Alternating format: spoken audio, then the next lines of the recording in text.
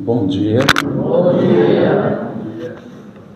Que a doce paz do nosso Mestre Jesus esteja presente em nossos corações nesta bela manhã de domingo. Que possamos, como nosso irmão aqui nos relembrou, recolhermos todo o amor, todo o carinho que a equipe espiritual aqui nos dedica, não somente aqui, nós sabemos disso, mas desde os nossos lares, dos nossos trabalhos, eles vêm ao nosso socorro para nos inspirar a comparecer a esta casa e a outras casas religiosas, as nossas co-irmãs, para vir em busca desta ligação que nós devemos manter através da nossa vontade, da nossa dedicação com o nosso Criador. Que possamos hoje, amparados por esses irmãos espirituais que aqui estão, amparados pelo nosso Mestre Jesus, termos uma manhã aqui repleta de luz, de ensinamentos, de aprendizados, para que eles possam nos auxiliar nesta caminhada material tão necessária para o nosso crescimento espiritual, para o nossa aproximação ao nosso Criador. Quero, antes de iniciar aqui a nossa conversa, agradecer, como sempre, a esta casa, a diretoria, os trabalhadores que nos acolhem aqui sempre com muito carinho, com muito amor, mas principalmente pela oportunidade de novos aprendizados, porque todos nós somos aprendizes eternos, não é? E ter uma oportunidade desta de relembrar, de reviver os ensinamentos da doutrina espírita, que veio reviver o cristianismo primitivo, o cristianismo ensinado pelo nosso Mestre Jesus, os seus ensinamentos morais, cujo único objetivo é auxiliar aos espíritos, que somos nós, nesta nossa jornada, tanto material quanto espiritual, nos mostrando o caminho que nós devemos seguir, as atitudes que nós precisamos tomar em nossa vida, para nos aproximarmos cada vez mais de Deus, nosso Criador. Pois, como Ele já nos disse inúmeras vezes, Ele é o único caminho. Eu sou o caminho, a verdade e a vida. Ninguém vai ao Pai senão por mim. Portanto, para nos aproximarmos de Deus, nós precisamos vivenciar os ensinamentos trazidos por Cristo. Porque os seus ensinamentos nada mais refletem do que as leis de nosso Criador. E somente cumprindo essas leis é que nós seremos felizes, como os espíritos responsáveis por trazer, por revelar as leis de Deus, através da codificação feita por Allan Kardec, nos revelam ali nas leis morais no Livro dos Espíritos. E hoje o tema é exatamente este, a existência de Deus. E como é bom, não é, nós falarmos de Deus, do nosso Criador, daquele que nos deu a vida.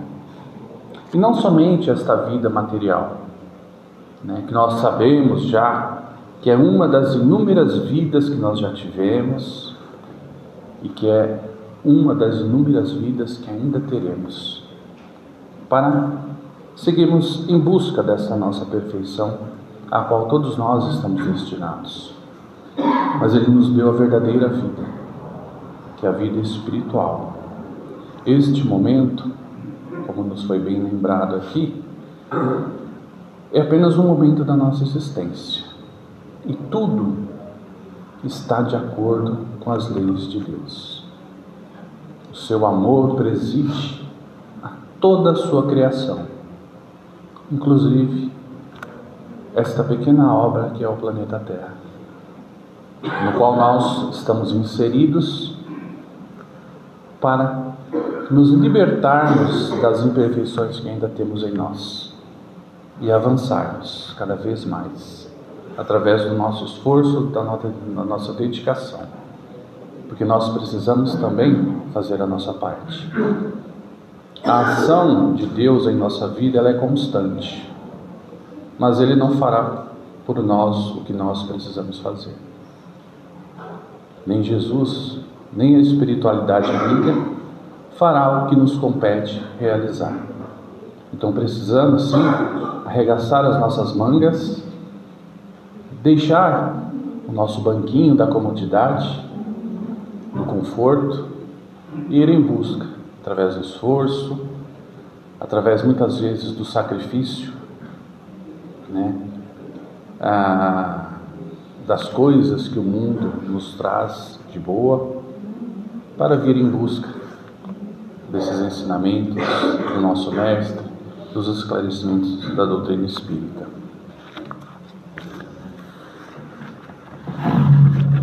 Precisamos aqui fazer um pequeno lembrete. Todas as expressões aqui que nós dissermos acerca do nosso Criador, elas estão limitadas ao nosso pequeno conhecimento dele. As palavras não o representam na sua grandiosidade, porque como a própria espiritualidade nos lembra lá no Livro dos Espíritos, logo no comecinho, para compreender o nosso Criador, falta-nos ainda um sentido. E este sentido nós só adquirimos quando nos libertarmos de todas as nossas imperfeições. Então, quando nós nos referirmos ao nosso Criador aqui, essas palavras não o representam na sua integralidade, mas estão limitadas pela nossa pouca capacidade de compreendê-lo. Porém, um dia todos nós, cada um de nós que estamos aqui, que estamos neste planeta, sejamos encarnados ou não, poderemos um dia repetir as palavras de nosso Mestre Jesus, que estão lá em João, no capítulo 10, no versículo 30. Eu e o Pai somos um. Não no sentido de que nós seremos iguais a Deus, não, mas que nós estaremos em comunhão de pensamentos e de sentimentos com o nosso Criador.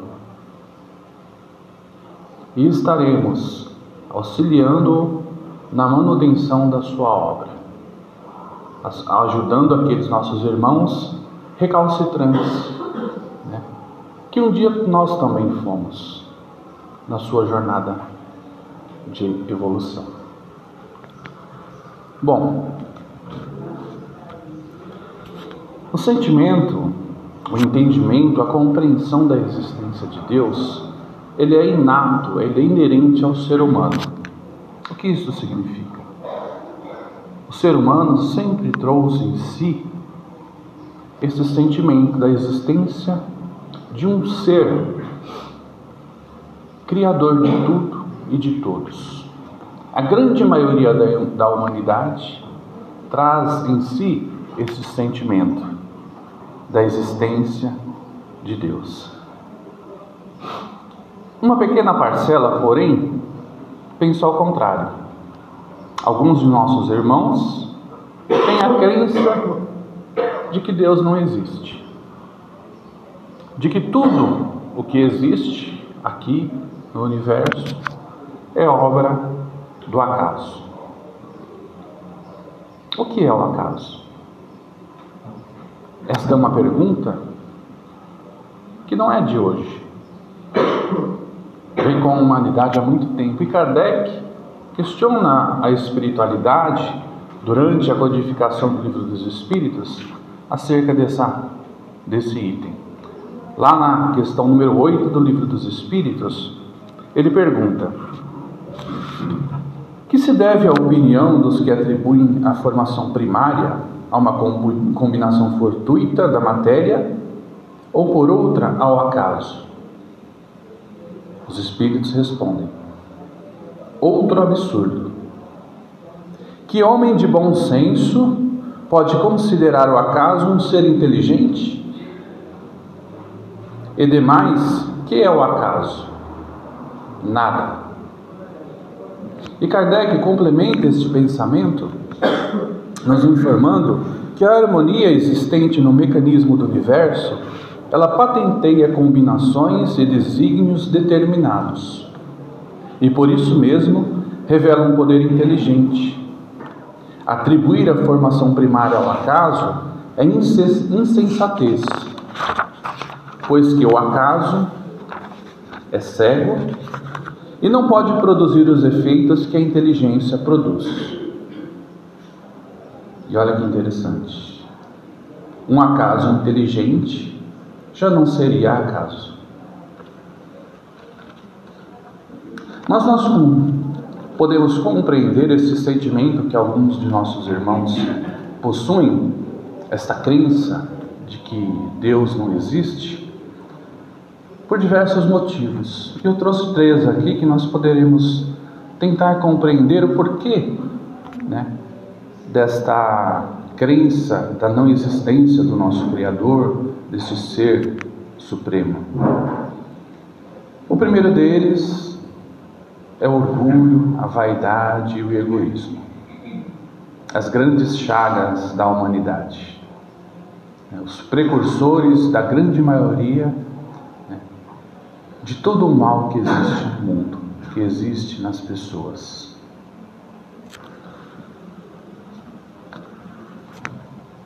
Aqueles que detêm em si o orgulho, a vaidade, o egoísmo, eles não creem nada que seja superiores a eles.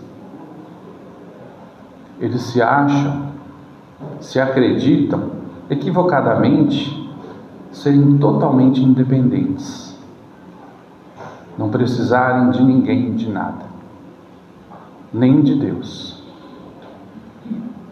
Eles não se permitem, na verdade, aceitar qualquer outra opinião senão a sua.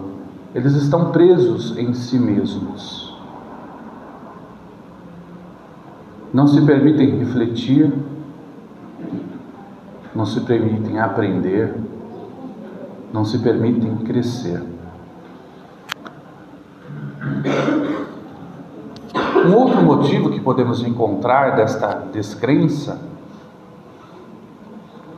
é da imagem que nos foi trazida durante a história da humanidade acerca do nosso Criador.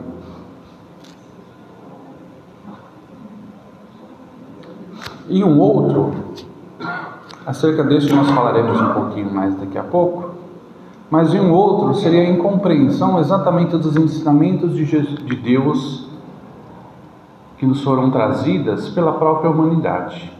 Nós sabemos que Deus, durante toda a história da humanidade, enviou os seus mensageiros, os seus emissários, para ir nos revelando as suas leis. Porém, respeitando sempre a época em que estavam, em que vinham nos revelar estas leis, respeitando a capacidade que tínhamos a cada época de compreender esses ensinamentos, que nos foram trazidos gradualmente, como tudo é na vida. Tudo é na nossa existência um aprendizado gradual.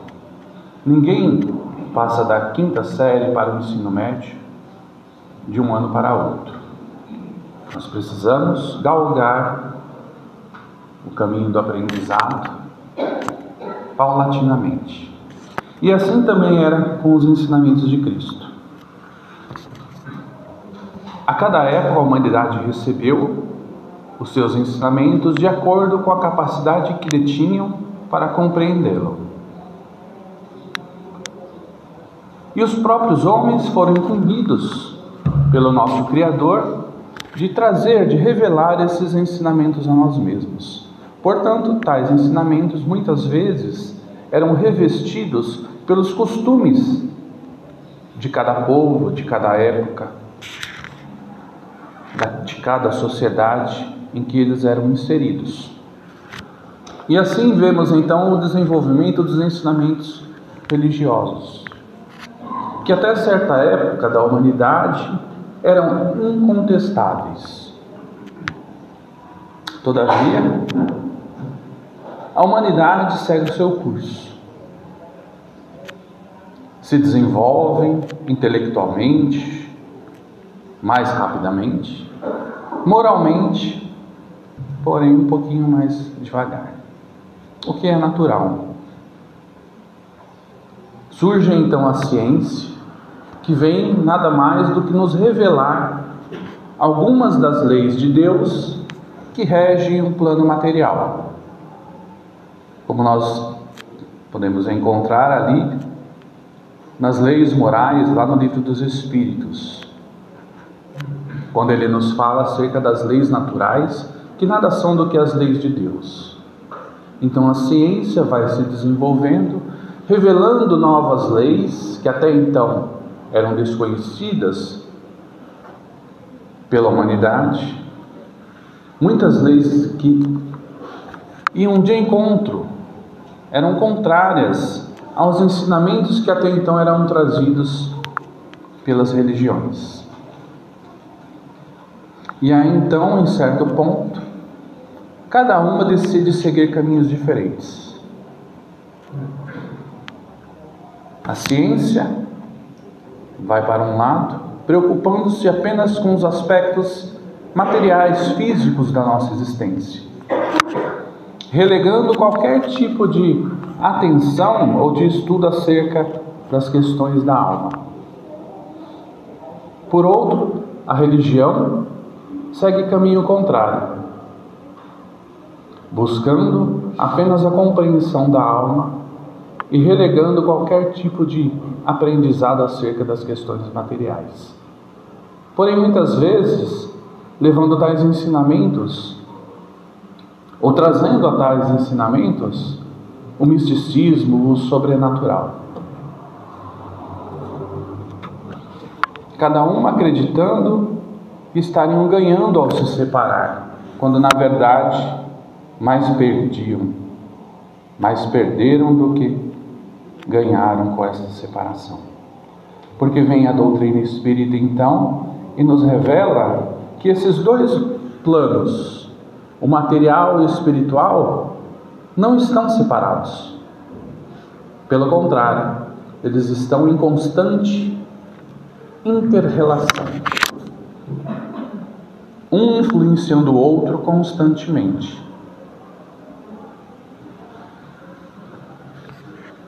E daí então surge, muitas vezes, essa descrença, porque a grande maioria de nós não se aprofunda nos ensinamentos, nos aprendizados dos ensinamentos de Deus que nos foram trazidos.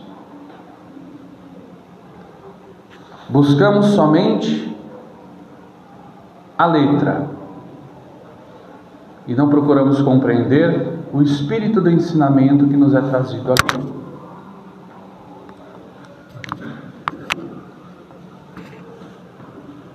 Nesses três aspectos que nós trouxemos aqui, o primeiro provavelmente é o mais difícil de se combater.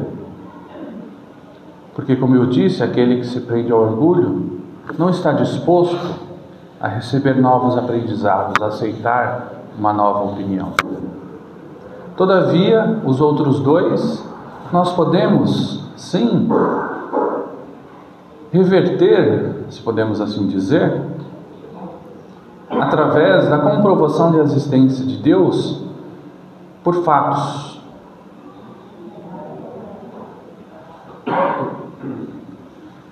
Como, por exemplo,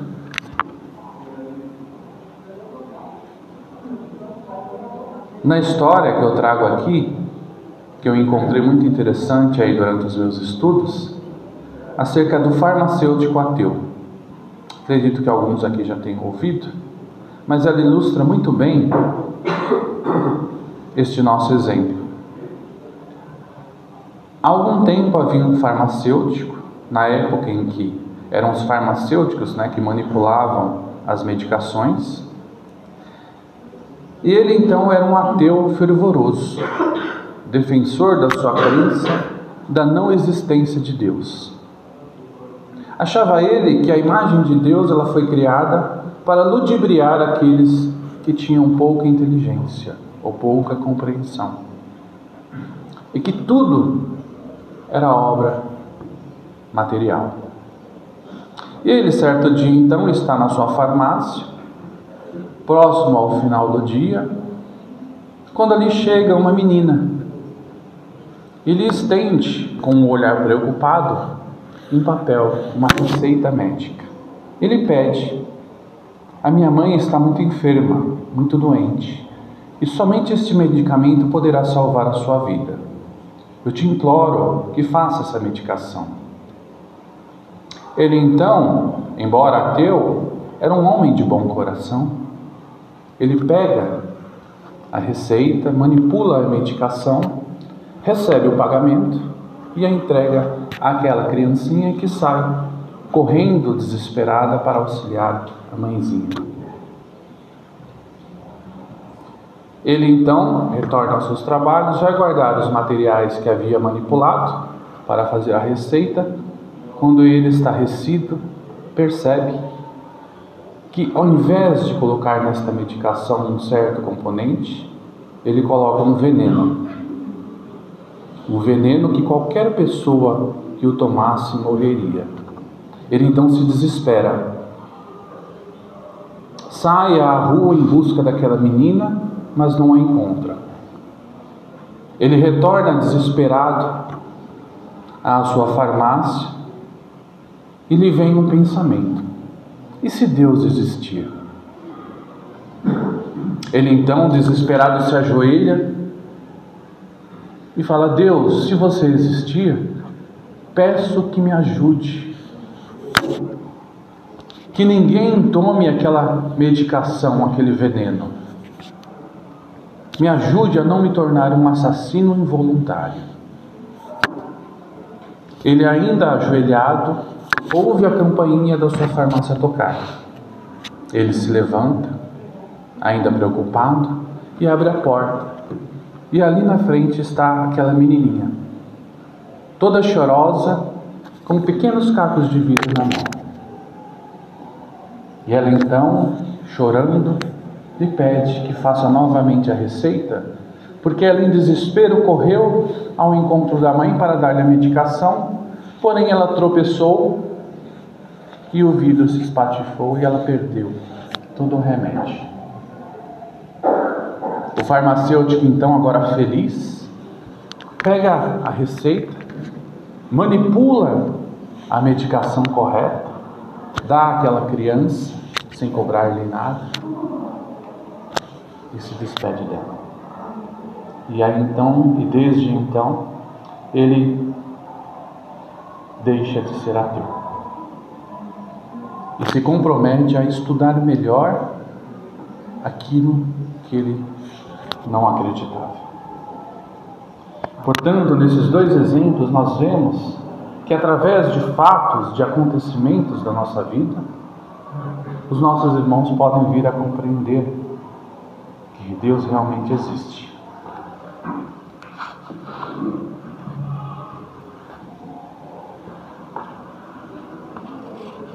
Como vimos, o sentimento de Deus, então, ele é inato no ser humano. Desde o momento em que o homem, e aqui a gente fala de homem na sua forma genérica, como homem e mulher, ele tem consciência de si mesmo como um ser único, ele passa a enxergar, a entender e a sentir a existência de um ser maior do que ele, criador de tudo e de todos. Porém, no início, o homem, ainda muito apegado à vida material, ele apenas enxerga este ser maior nas coisas que lhe são superiores, nas coisas que ele não consegue criar, nos fenômenos da natureza, nas tempestades, nos mares, nos trovões, nos vulcões. E aí então nós vemos a origem das religiões politeístas, que nada mais são do que as religiões cuja crença e adoração em diversos deuses. das quais nós temos conhecimentos em civilizações antigas, como as civilizações grega, a romana, a egípcia, as hindus, da Índia, que inclusive ainda mantém essas crenças em diversos deuses, nas religiões africanas. Mas ao longo do desenvolvimento da humanidade, nós vemos também o desenvolvimento desses conceitos de deuses, de diversos deuses. No início, nós vemos a litolatria, que era a adoração das pedras, dos mares, dos rios, das montanhas. Depois, a fitolatria, que era a adoração de plantas, de árvores, de flores, bosques. Vemos a zoolatria, que era a adoração de animais. E por fim, a que nos é mais conhecida, a mitologia, que é a crença, a adoração de seres com características humanas relacionadas a características animais, como nós vemos na civilização egípcia, por exemplo. Mas mesmo na mitologia, nós vemos o desenvolvimento, o acompanhamento de tais conceitos conforme a civilização vai se desenvolvendo. Muitas delas já apresentam adoração de seres semelhantes aos seres humanos. Nós vamos na civilização grega, na romana. Mas tudo fazia parte de um objetivo maior. A compreensão deste ser supremo, como nos foi dito aqui, ela é paulatina. Então tudo foi semeado, o coração de todos foram preparados para receber então a verdadeira revelação que nos foi trazida, que é a primeira revelação por Moisés. E aí nós temos então o nascimento das religiões monoteístas, que é a crença em um único Deus. Essa crença nós encontramos ali mais difundidas no povo hebreu. O povo hebreu, cuja origem nós vemos ali em Moisés, na época de Moisés. Eles até então estavam cativos pelo povo egípcio, aproximadamente 400 anos, e nós vemos o desenvolvimento, acompanhamos o desenrolar da história dos hebreus através do êxodo, se afastando do povo egípcio, atravessando o rio, e buscando a terra prometida.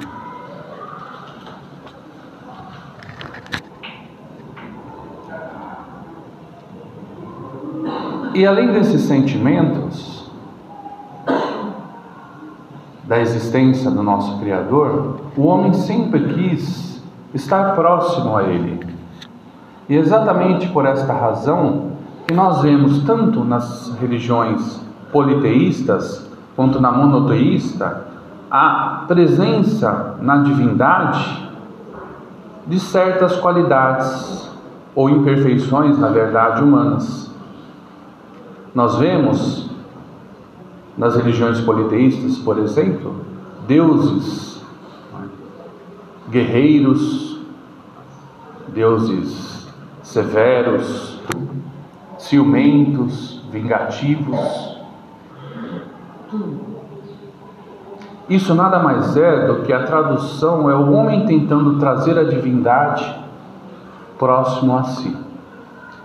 Nós também vemos na religião trazida por Moisés, na imagem trazida por Moisés acerca de Deus, um Deus, também um Deus punitivo, um Deus severo. Porém, o objetivo aqui era um pouco diferente. Na verdade, esta imagem foi necessária para conter aquele povo hebreu que ainda era um povo bem disciplinado, um povo pouco desenvolvido intelectualmente e moralmente, cujas rédeas precisavam ser controladas. Mas aí então vem Jesus.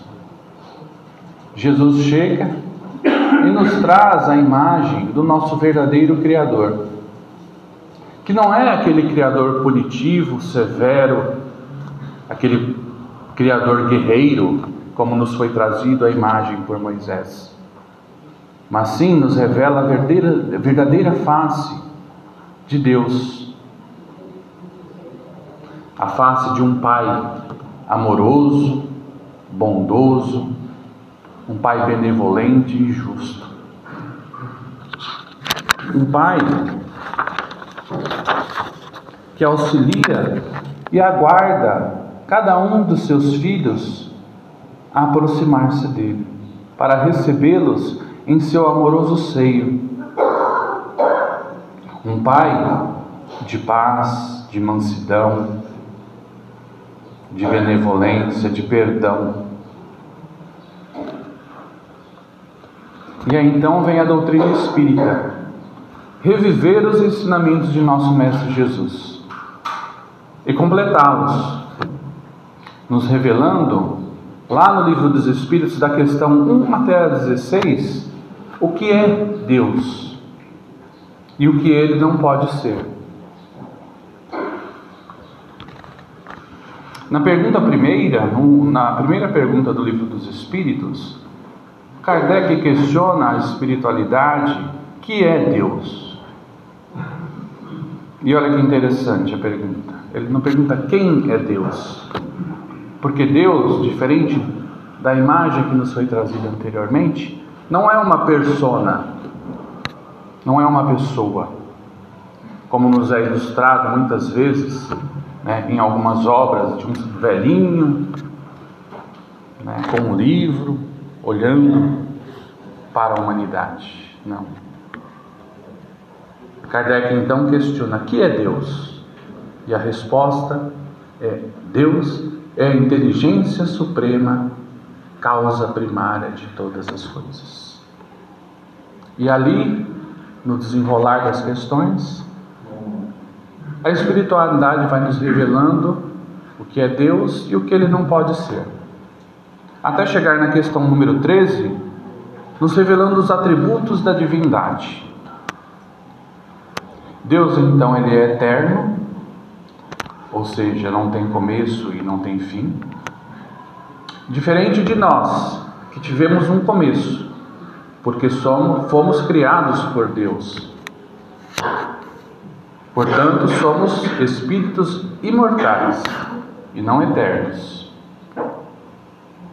Deus é infinitamente perfeito em todos os seus atributos, em todas as suas qualidades. Deus é imutável, porque se fosse mutável, não haveria equilíbrio na sua obra. E por ser imutável, portanto, Deus é imaterial, porque a matéria, ela está em transformação constante. Deus é único, porque se houvesse mais de um Deus, haveria conflito de ideias, de interesses. Deus é onipotente, pode tudo, sabe tudo, está em tudo. E Deus, por fim, é soberanamente justo e bom. Podemos então comprovar a existência de Deus por fatos. É só olharmos para o nosso planeta, para o nosso universo, e utilizarmos um axioma muito utilizado por Kardec no estudo da sua obra: não há efeito sem causa. Em um outro que o complementa: não há um efeito inteligente sem uma causa inteligente. E quando olhamos para todo o universo, a criação de Deus, cuja visão nos é também limitada, embora a ciência tenha se desenvolvido muito nesse sentido, nós vemos a obra de Deus fluindo harmonicamente, equilibradamente. Por exemplo, a Via Láctea que é a galáxia na qual nós estamos situados, ela tem aproximadamente 100 mil anos-luz de extensão. Ou seja, cada ano-luz é o tempo que a luz consegue percorrer em um ano. Estima-se que ela tenha 100 bilhões de planetas. E destes 100 bilhões, 300 milhões são potencialmente habitáveis. Isso na nossa galáxia, que é pequena em comparação a muitas outras. Vamos nos comparar à nossa vizinha Andrômeda? Andrômeda tem 220 mil anos-luz. Um pouquinho mais que o dobro, né? Cerca de 1 trilhão de estrelas. 1 trilhão de estrelas, cada uma possuindo em torno de si planetas. Ou seja, praticamente 4 vezes o tamanho da Via Láctea. E tudo transcorre com harmonia, com equilíbrio. Um outro exemplo, a vida na nossa Terra. A ciência nos comprova que para existir vida no nosso planeta é necessário ocorrerem 122 variáveis simultaneamente. Como, por exemplo, a quantidade de oxigênio, a atmosfera, a gravidade. Elas precisam ocorrer simultaneamente 122 variáveis. E matematicamente, a probabilidade de 122 variáveis ocorrerem simultaneamente, ela é representada na expressão de 10 elevado à potência de 138. Ou seja, o número 10 seguido de 138 zeros. Matematicamente, qualquer hipótese que seja maior do que a expressão 10 elevado à potência 50, ela é praticamente impossível, porque ela tende ao zero. Todavia, estamos aqui, não é? Vivos. Eu acredito, né? Estamos. Não pensou se eu desencarnei, estou sabendo?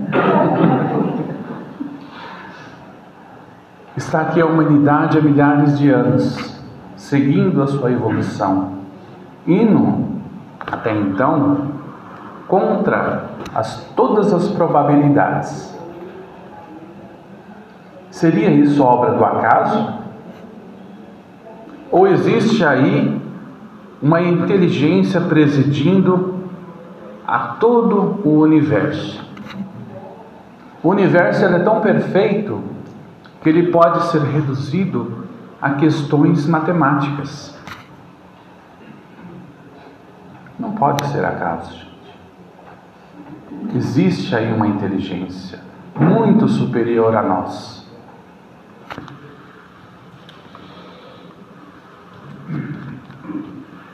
Alguns também atribuem toda esta perfeição a algumas propriedades íntimas da matéria, que também é um outro absurdo. Porque qual é a causa dessas propriedades íntimas? Tudo tem que haver uma causa. Atribuem a origem do universo ao Big Bang, aquela explosão que deu origem a tudo. Mas o que deu origem àquela massa de energia? Tudo tem que ter uma causa.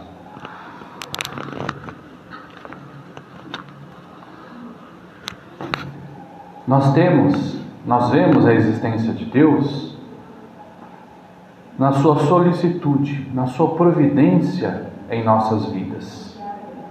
O amor de Deus, ele atua constantemente na nossa vida.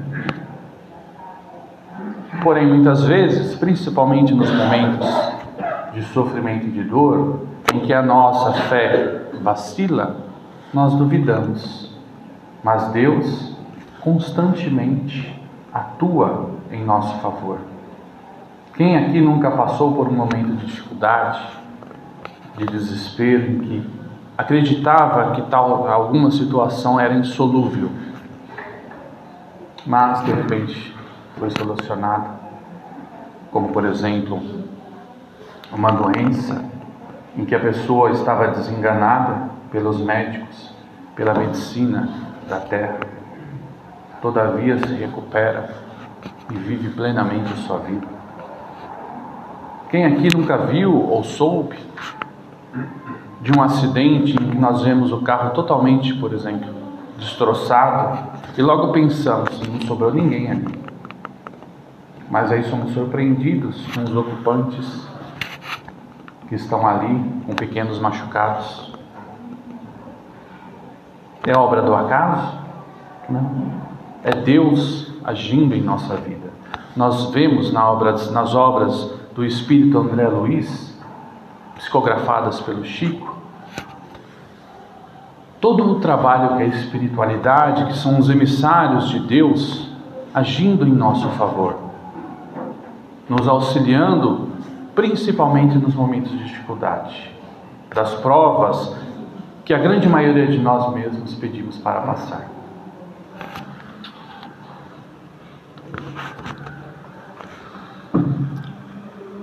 A existência de Deus está comprovada na sua obra, nos seus filhos. Eu vejo Deus no olhar de cada um de vocês, porque somos os seus filhos, somos a sua criação. Sim, ainda somos imperfeitos, ainda cometemos enganos, cometemos erros. Todavia, todos nós somos criados para nos tornarmos perfeitos. E este é um processo pelo qual todos nós temos que passar. E independente dos erros que cometemos, o importante é nunca desanimar, nunca nos entregar à culpa. Não. Somos responsáveis pelo que fazemos. Devemos, quando cometemos um erro, erguer as nossas cabeças, nos arrependermos e nos movimentarmos para corrigir. Entregar-se à culpa só nos fará estagnar na nossa senda evolutiva. Não nos fará nenhum bem.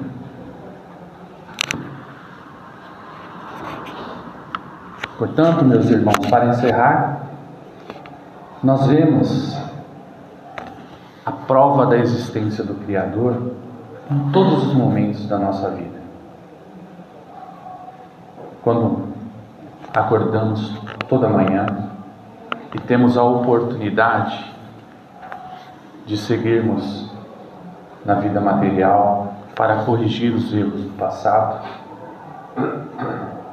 temos a prova de Deus na natureza, nas flores, nas plantas, nos animaizinhos que alegram o nosso dia, no sorriso da criança, no beijo fraternal da mãe.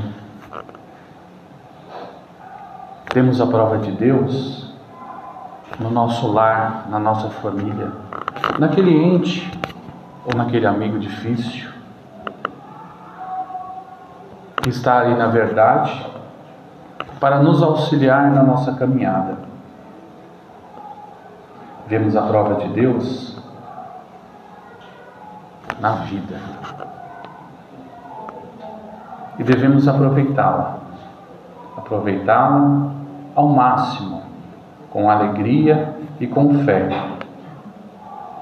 fazendo a nossa parte, buscando nos libertarmos das nossas imperfeições, desenvolvermos as nossas virtudes, e assim chegar ao dia em que estaremos ao lado do nosso Criador, conhecendo, compreendendo, sem nenhuma dúvida da sua existência, e auxiliando na manutenção da sua obra.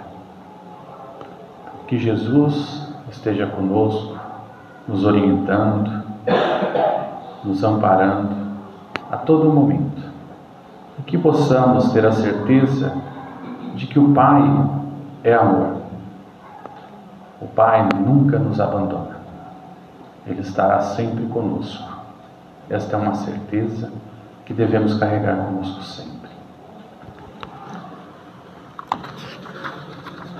E eu trouxe aqui, mas eu não vou falar, só vou citar, porque não dá tempo, um poema que tem muito a ver, aqueles que quiserem consultá-lo. Ele é um poema de José Soares Cardoso, e o título é Onde Está Deus? É um poema muito bonito e que traduz tudo que nós conversamos hoje. Então, para aqueles que tiverem interesse e curiosidade, vejam esse poema, que ele completará muitos ensinamentos desta manhã. Que Jesus nos envolva sempre.